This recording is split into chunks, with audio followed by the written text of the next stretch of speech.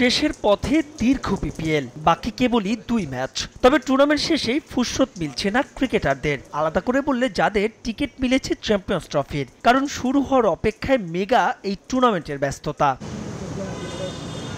BCB সূত্রের খবর, BPL ফাইনালের আগেই আগামী 6 ফেব্রুয়ারি অর্থাৎ বৃহস্পতিবার থেকে মিরপুরে শুরু হচ্ছে চ্যাম্পিয়ন্স ট্রফির ক্যাম্প, যেখানে থাকবেন হেড কোচ সহ গোটা কোচিং স্টাফ। বিপিএল এর শেষ রাউন্ডের ম্যাচগুলো মাঠে বসেই দেখেছেন ফিল সিমন্স, বাকিরাও চলে আসবেন 2-1 দিনের মধ্যেই। যদিও পূর্বের পরিকল্পনা ছিল এই ক্যাম্পটি চট্টগ্রামে করার, তবে টাইগারদের আর ভ্রমণ ধকল বাড়াতে চায়নি ম্যানেজমেন্ট। বৃহস্পতিবার থেকে ক্যাম্প শুরু হলেও সবাই যে সেদিন যোগ দেবেন বিষয়টি মোটেও তেমন নয়। জানা গেছে প্রথম দিন ছুটিতে থাকতে পারেন একাধিক ক্রিকেটার। বিপিএল ফাইনালে ওঠা 2 ফ্র্যাঞ্চাইজি ক্রিকেটারদেরও যোগ দেওয়ার কথা আরও 2 দিন বাদে।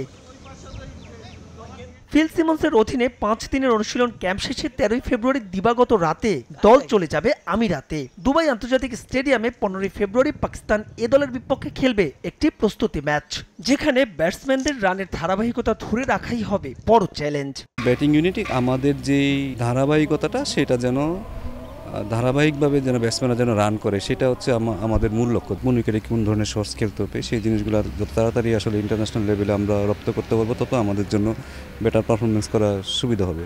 তো এই জিনিসটা আমরা একটু ধরার চেষ্টা করতেছি এবং আমার মনে হয় ছেলেরা এই জিনিসটা ডেভেলপ করছে একটু, তো আরও আমি আশা করবো যে ভবিষ্যতে তারা আরও ডেভেলপ করবে। চ্যাম্পিয়ন্স ট্রফিতে গেলবার সেমিফাইনাল খেলা বাংলাদেশ 20 ফেব্রুয়ারি নিজেদের প্রথম ম্যাচে মাঠে নামছে ভারতের বিপক্ষে। পরদিনই দল চলে যাবে পাকিস্তান। রাওয়ালপিন্ডিতে 24 ফেব্রুয়ারি প্রতিপক্ষ নিউজিল্যান্ড। একই ভেন্যুতে 27 ফেব্রুয়ারি পাকিস্তানের বিপক্ষে খেলবে শান্ত বাহিনী। মাহবুব রিমন, সময় সংবাদ, ঢাকা।